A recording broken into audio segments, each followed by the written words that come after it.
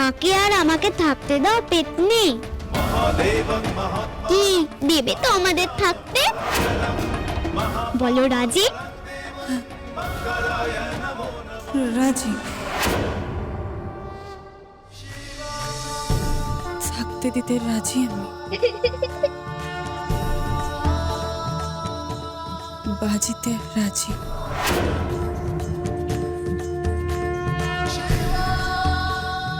যাক বাবা, নিশ্চিন্ত। উফ, খাম ঝরিয়ে দিল গো। আমি বাচ্চা মানুষ, এতক্ষণ ধরে ডুগডুগি বাজাতে পারি বুঝি? এই, তোকে ডুগডুগি বাজাতে কে বলেছে রে? কানের মাথা খেয়ে ফেললো। পঞ্চমীর সাথে এটাকেও বের করে দেওয়া উচিত ছিল। এই, চল চল বলছি। মা আমার কথাটা প্লিজ শোনো। চিত্রা দিদি, তুমি সত্যি কইছো আমাদের এই বাড়িতে থাকতে দেবে? ওনাদের সকলকে কও, তুমি সত্যি করে কও তুমি আমাদের থাকতে দেবে? চিত্রা দিদি, তুমি কি ভালো গো, ঠিক তোমার মায়ের মতো। খুব ভালো, তুমি খুব ভালো।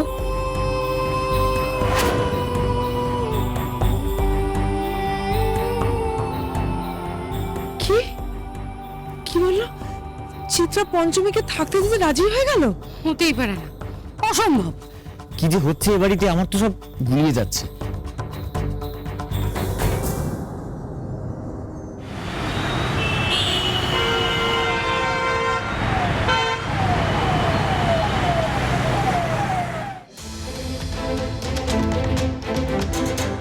পঞ্চমী মিথ্যে কথা বলছে, তাই না চিত্রা?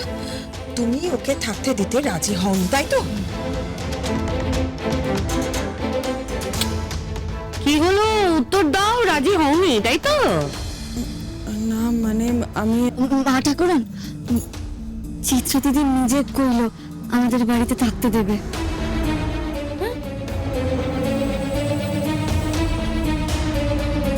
কি হচ্ছে এসব?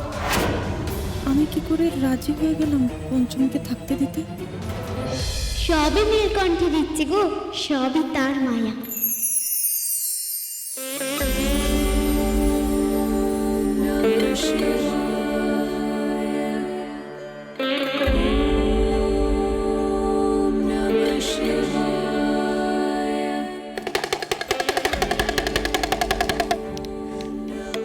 তুইও বললি সব নীলকণ্ঠের ইচ্ছে?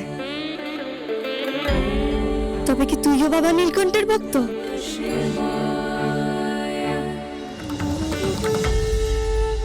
কি করে হঠাৎ রাজি হয়ে গেলাম আমি?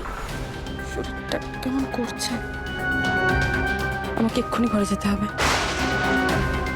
দাঁড়াও চিত্রা,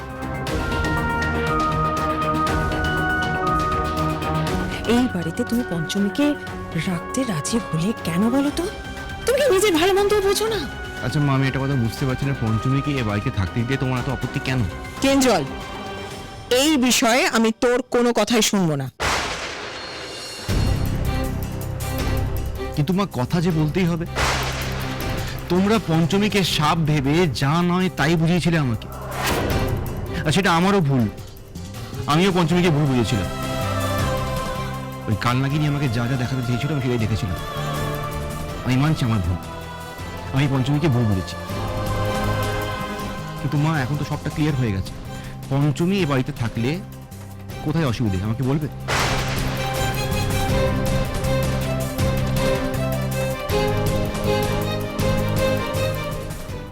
কিছু ক্লিয়ার নয়, সবটাই গোলমেলে।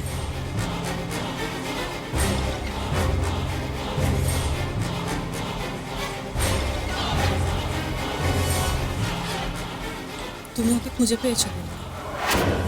কোথায় খুঁজে পেয়েছো তুমি পঞ্চমীকে? হ্যাঁ মিসেস বসু, আপনি এরকম চুপ করে আছেন কেন? বলুন না, বলুন না, আপনি পঞ্চমীকে কোথায় খুঁজে পেয়েছেন? মন্দিরে। কোন মন্দিরে? তুমি চিনবে না চিত্রা? আমি চিনবো না? চিনবো না কেন? এই বাড়ি থেকে বেরিয়ে যাওয়ার পর থেকে তো আমি তোমার সাথেই ছিলাম। হ্যাঁ ছিলে, মানে আসলে না আমি। এক মিনিট চিত্রা, জঙ্গলে যখন আপনার সাথে দেখা হলো আমার, আপনি তো একাই ছিলেন। আপনার মা তো আপনার সঙ্গে ছিল না। আপনিই তো বলেন যে আপনাকে বাড়ি থেকে বের করে দেওয়ার পর আপনি বাড়ির বাইরেই পড়েছিলেন। আপনি নাকি আমাকে এক মুহূর্তের জন্য একা রাখতে চাননি। আপনি নাকি আমার রক্ষা কবচ, তাই না?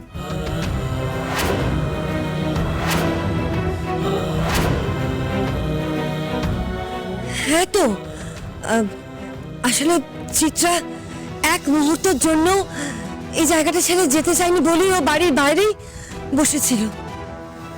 কিন্তু আমি তো মা, আমার মন মানল না। ভাবলাম মন্দিরে মন্দিরে ছুটে সব ঠাকুরের পায়ে মাথা কুটে কুটে আমি আমার মেয়ের জন্য মঙ্গল কামনা করি। তাই আর আর এইরকম একটা মন্দিরেই আমার পঞ্চমীর সাথে দেখা হয়।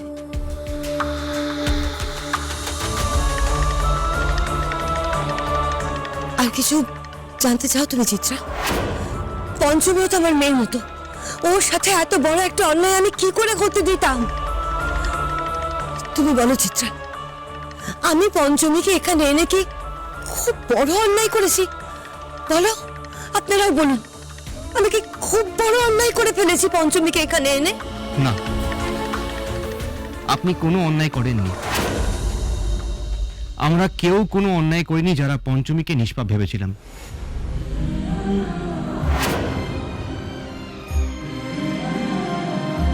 সেই জন্যই আমি পঞ্চমীকে আনতে ছুটে গিয়েছিলাম জঙ্গলে।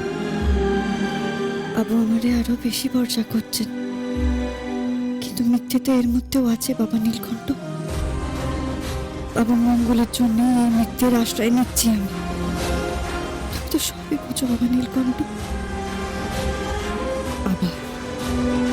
আবার সব গোলমাল হয়ে গেল। ভাবতে হবে, আমাকে ঠান্ডা মাথায় ভাবতে হবে।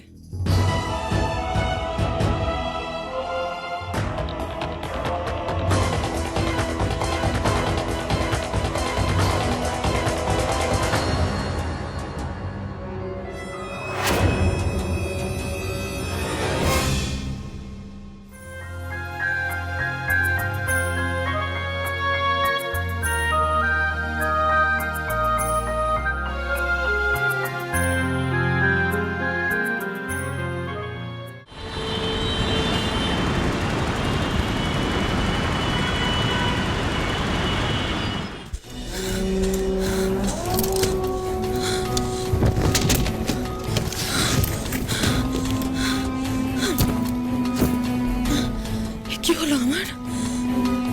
কি হলো?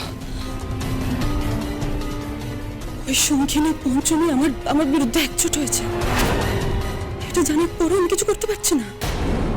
ওদের বিরুদ্ধে আমি কিচ্ছু করতে পারছি না। কিন্তু কেন কিছু করতে পারছি না আমি?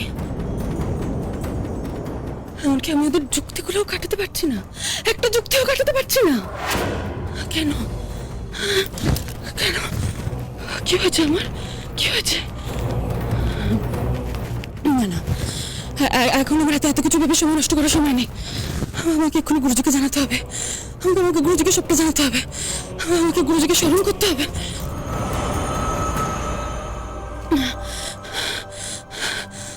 গুরুজি, গুরুজি, এই মুহূর্তে আমার আপনাকে বিশেষ প্রয়োজন পড়ছে।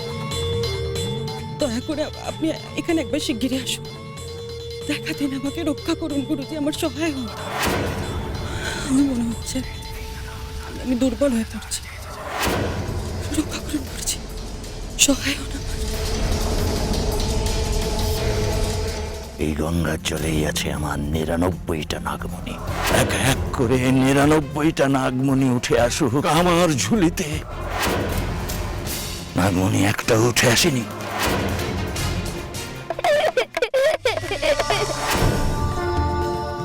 তুমি সারা রাত ঘরে একা থাকবে, আর তোমার ঘরে সাজানো থাকবে রসুন। তুমি যদি মানুষ হও তাহলে নিশ্চিন্তে ঘুমাবে, আর যদি সাপ হও তাহলে রসুন তেলের গন্ধে তোমার আসল রূপ সবার সামনে বেরিয়ে আসবে। পঞ্চমী